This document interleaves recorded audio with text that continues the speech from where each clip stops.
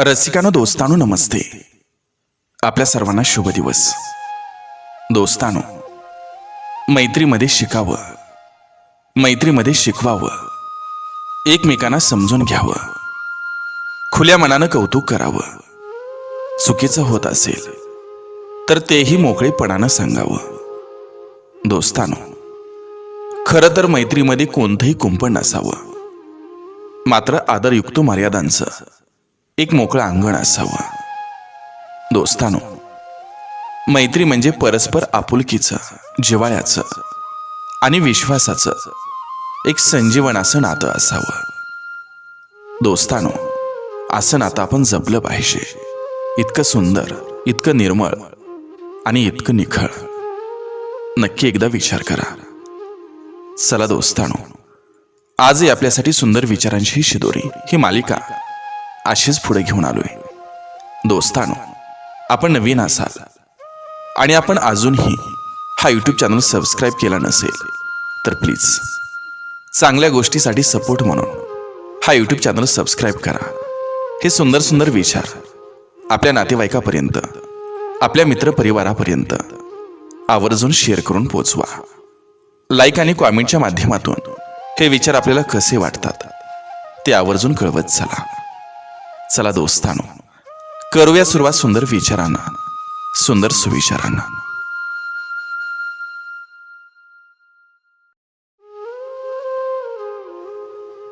स्वतःच्या स्वार्थासाठी इतरांचा वापर करणाऱ्यांना आणि स्वतःच्या मतलबासाठी इतरांना त्रास देणाऱ्यांना आयुष्यात कधी सुख लाभत नसतं. ते कायम दुःखीच असतात.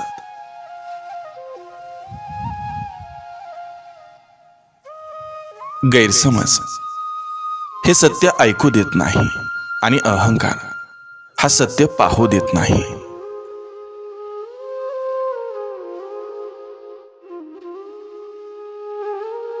बायकोला नवऱ्याची साथ असेल तर ती झोपडीत सुद्धा संसार करू शकत असते. पण जर नवऱ्याची साथ, प्रेम आणि आदर नसेल तर तिच्या समोर तुमचा ताजमहल पण फिका असतो.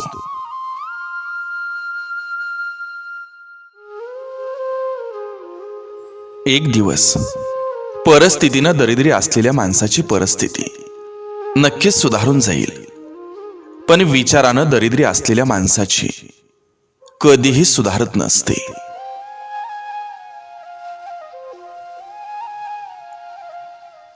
आई भलेही शिकलेली नसेल, पण जगायचं कसं हे आईच शिकवत असते.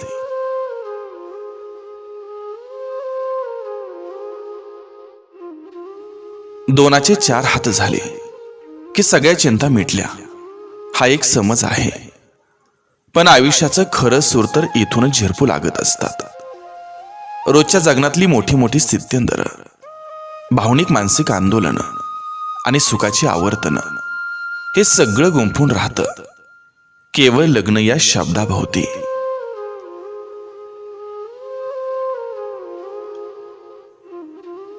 ज्या व्यक्तीला फक्त पाहिल्यावरच आपलं मन प्रसन्नतेनं भरून येत असतं, त्या व्यक्तीशी आपलं मागच्या जन्माचं काहीतरी ऋणानुबंध असतात.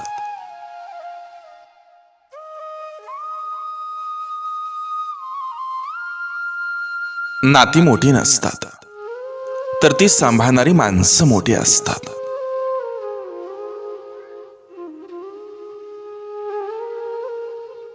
प्रामाणिकपणे काम करणाऱ्या व्यक्तीला दोन बक्षिसं हमखास मिळत असतात. एक म्हणजे विरोध आणि दुसरं म्हणजे टीका.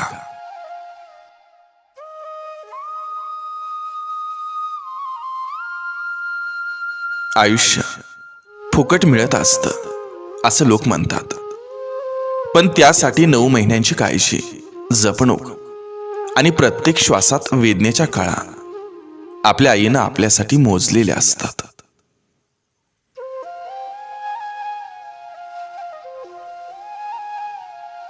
माणसाची नीती ही चांगली असेल तर मनामध्ये कधीच भीती उरत नसते.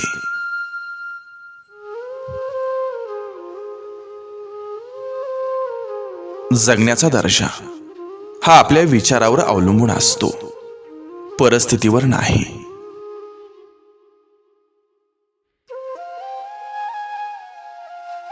भांडण पण कधी कधी चांगलं वळण घेत असतं. आपल्याला कळतं की समोरच्या मनात आपल्याबद्दल काय सलत आहे.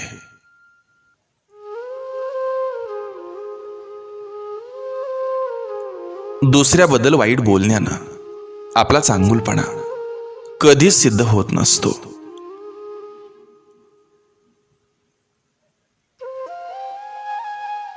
जीवनामध्ये प्रत्येक माणसाची कदर करा. मनुष्य जन्म पुन्हा पुन्हा मिळत नसतो आणि या जन्मातील माणसं पुन्हा भेटत नसतात. म्हणून प्रत्येकाशी प्रेमानं वागा. काही वेळा माणसाची प्रकृती औषधानं नव्हे तर त्याला दिलेल्या शाब्दिक आधारानं ठीक होत असते. म्हणून शब्दाला धार नको, आधार हवा.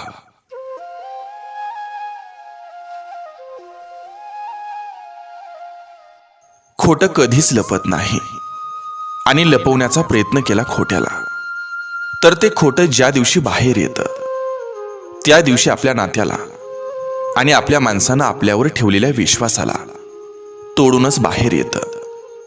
म्हणून खोटं बोलताना विचार करून बोला.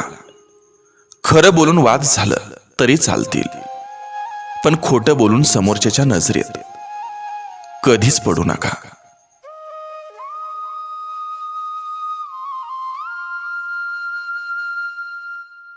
तुमचा संसार थाटायला जी बापाला सोडून आलेली असते त्या बापाची ती एकुलती एक असते.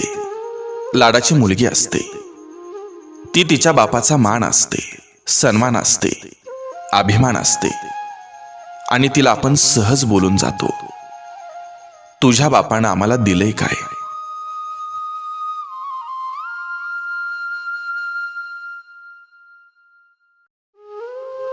तुमच्या मोबाईलचा खर्च बाप करत असतो.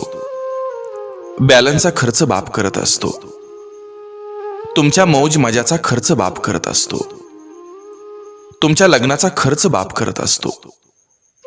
पण जेव्हा बापावर खर्च करायची वेळ येत असते तेव्हा पोरगं म्हणतं, आम्ही दोघं वेगळं राहतो.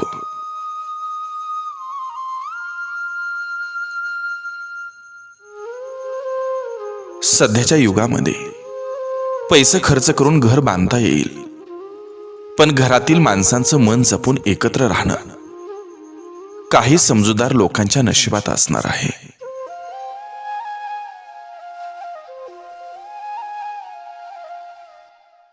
गुंता हा ओढून ताणून सुटत नसतो. तो कसा झाला आहे हे समजून घेतलं तरच लवकर सुटत असतो.